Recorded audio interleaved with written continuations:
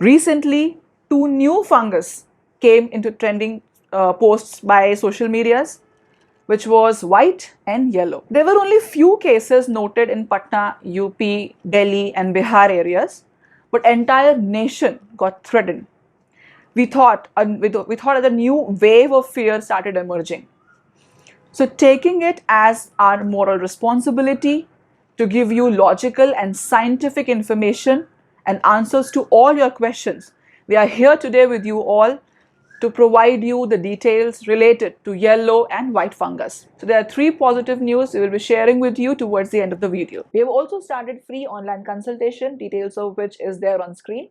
You can share this with your friends and family so that they can consult us in their hour of need. Hello friends and welcome to your YouTube channel My Expert Doctor. I am Dr. Shalini Singh Salanke with you as your consultant physician. If you are liking information we are giving through our videos, please encourage us by hitting like button. Share it with more and more people so that they will get benefited out of it. If you have any question related to your health, feel free to put it on the comment box. We will answer it as soon as possible. And also, do not forget to subscribe this channel and hit the bell icon to get notifications of our upcoming videos. So let's start with white fungus.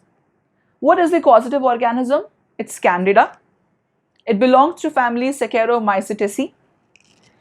If you want to see the face or identity of this organism, when we grow it on agar plate, it forms white colored colonies, exactly like whatever is there on your screen as of now. Why is it called white fungus?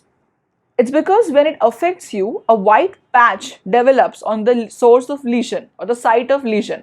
That white patch is giving its name white fungus. Where does it live? As black fungus, this white fungus is also ubiquitous.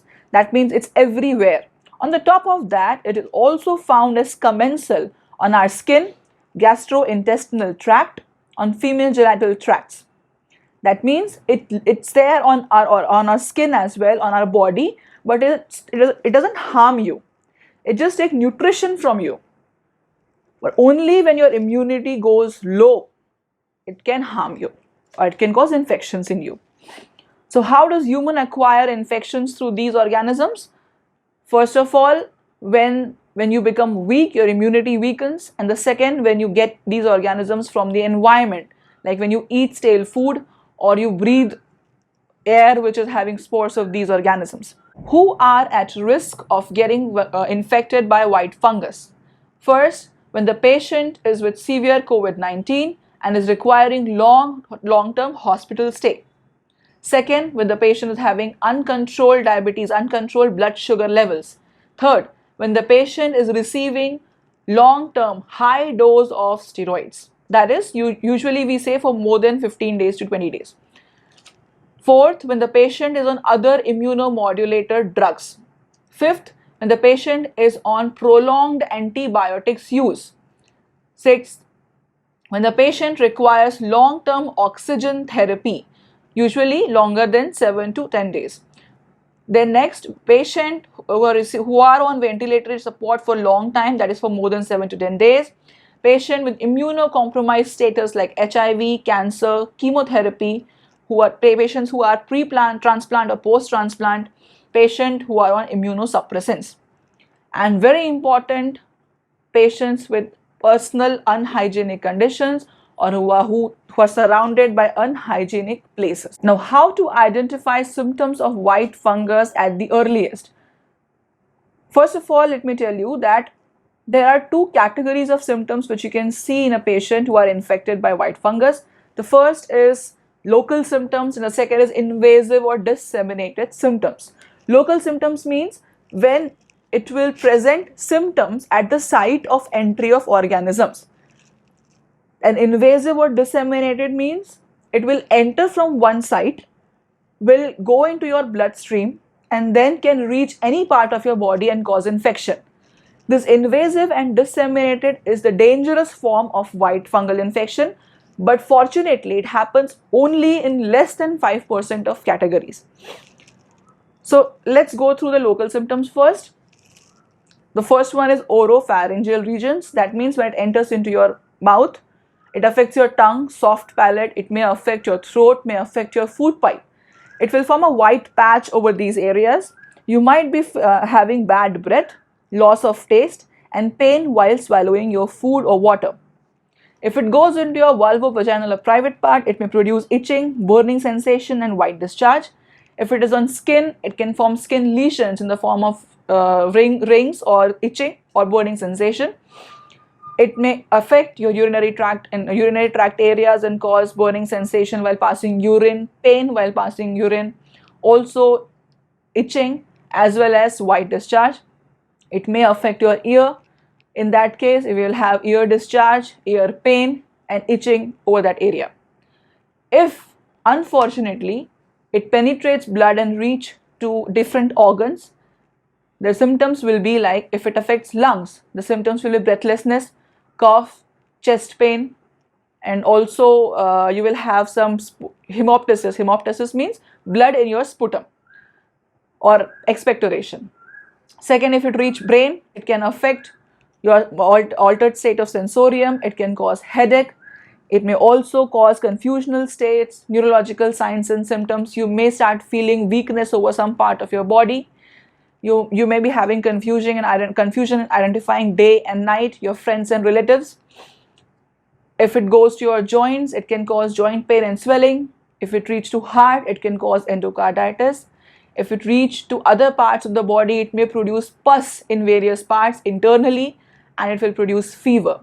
It will make your body weak and develop symptoms which are gross, which are life-threatening if it goes into your blood. Fortunately, we can prevent ourselves from white fungal infections. How? Let's see. Strict control over your blood sugar levels. If you are diabetic, you need to take your medicines regularly, follow your food practices, whatever is suggested by your doctor. Also, you have to check your blood sugar levels regularly and keep in constant consultation with your doctors. Next, you must use steroids very judiciously. Whatever dose is prescribed to you, whatever days of duration of therapy is prescribed to you, you must stick to it. Do not take it as per your whims and fancies. Third, prophylactic use of antifungals should be used if long-term stay in the hospital or on antibiotics or on ventilator or on oxygen support or on steroid is suspected. Next, tubings of the ventilator should be changed from time to time and should be kept clean if there is prolonged dependency of patient on ventilator. If you are using oxygen at home, you must use sterile water as humidifier. I have seen many people using simple tap water for the same. It can increase the risk of getting candida infection or white fungal infection. So must use sterile water as humidifier. Also maintain proper personal hygiene. It is very important. Your personal hygiene, your neat and tidiness of your places around, it's very important. Now moving on to yellow fungus. Causative organism is Mucor septicus, belonging to family Mucorales. Very important thing is we do not know much about this yellow fungus and cases, because there was the first case that was noticed in Patna, Bihar. A doctor who was attending the patient mentioned that this particular organism was initially or earlier used to found in lizards. Now it was the first time we have got human getting affected with this fungal infection. So they don't know much about them. But the one thing that we are sure of is that this particular infection is non-communicable. It doesn't spread from one person to another. For acquiring this infection, the person's immunity should be very, very low. Who are at risk of yellow fungus? It's just the same. Those who are at risk of white fungus, the same list we will follow here. There's only 3 addition to that. The first is unhygienic living condition. Second is high humidity. Wherever you are staying, the humidity shouldn't be high. If it's there, you have higher risk of getting infection by yellow fungus. The last one is consumption of stale food. You should avoid eating old food, refrigerated food for a longer time. That can be the risk of that can increase the risk of getting fungal infection. Now, how to identify symptoms of yellow fungus at the earliest? One thing I want to tell you is, if you identify these symptoms at early stage and rush to hospital to get medical attention, you can save yourself and the treatment will be easily available, you will not suffer a lot. But if you will miss those early signs and you will enter into the late stage of the infection, it will become very difficult for the doctors also to keep you healthy. The medicines will also take longer time to treat you. Also, we will have to suffer a lot. So let's quickly see what are the initial signs and symptoms of this disease. Lethargy. Patient will feel very weak, will not be interested in doing anything. Next is loss of appetite, sudden loss of weight, and that weight loss will be severe, and slow healing of the wounds. Usually it will take 6 to 7 days for a wound to heal, but here it will take much longer. So these are the initial stage. Later on in this condition, you will have pus discharge from the site of infection or wound. Person may start showing signs of sunken eyes. Patient will be having severe malnutrition and breathlessness. If you reach to this state, it will be very difficult for the doctors to treat you. So, identify the signs at the earliest and reach to medical attention. How to prevent yourself from yellow fungus? Again, it's the same. Strict control over blood sugar level, judicial use of steroids, prophylactic use of antifungals if you're expected to have a long stay in hospital, long use of antibiotics, ventilator support, oxygen support, or steroid at high dose. If the patient is having prolonged dependency on ventilator, tubings should be changed time to time. Use of sterile water as humidifier and maintenance of proper personal hygiene. It's just the same as it was for white fungus. We have understood what is yellow fungus, white fungus, who are at risk, what can we do to prevent ourselves from getting infected with these fungi, and what are the signs and symptoms which we should identify at the earliest to save ourselves. Now, we are going to discuss some hidden facts about future of fungal infections among COVID-19 patients. The first thing is, fungal infections will affect only a category of people who have extremely suppressed immunity. If you have seen my previous video on black fungus without skipping it every 10 seconds, and you are seeing this video from the beginning, you must have observed one thing, that who are at risk. The answer of this question is almost same. That means only people who have extremely low immunity, only such people are at risk of getting infected with this category of infections or fungal infections. The other thing is, many other fungal infections may emerge as they are opportunistic infections. For example, Aspergillus, histoplasmosis, coccidiomycosis, cryptococcosis, etc. You may get informations like this in future, that all these infections are coming and being seen in the patients of COVID-19. But do not worry. It will affect the same group of population. Different fungal infections does not mean that increased number of people might get infected. It just means that same group of population may acquire a different spectrum of fungal infection. The third thing is, prevention technique for everything, for every type of fungus will remain same for all upcoming fungal infections in future. Whether it will be Aspergillus, it will be blue fungus, green fungus, pink fungus, whatever it may come, the preventive steps will remain same, as you might have noticed in the previous video and in this video. It's just the same. If you will follow it properly, you will not fall in the trap of these infections. Next point, which is very important, rather the most important, is calling funguses by colors of appearance of symptoms might be confusing. Hence, kindly use only medical terms for fungus, which should be for these fungal infections.